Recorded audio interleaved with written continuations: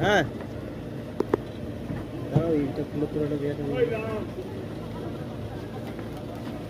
হ্যাঁ বলো।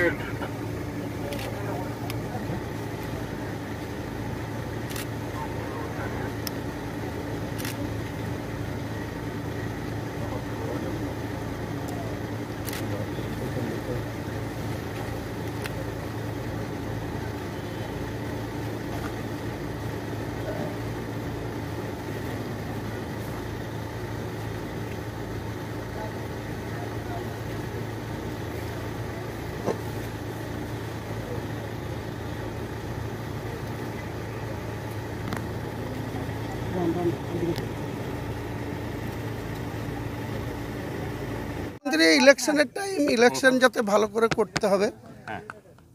মুর্শিদাবাদ জেলার 3 জন প্রার্থী যাতে জিতে, বিশেষ করে বহরমপুরে ইউসুফ পাঠান যাতে জিতে, যাতে নাড়ু ভাইকে, আমাকে, হাসানকে, সবাইকে ভালো করে দেখতে বলল।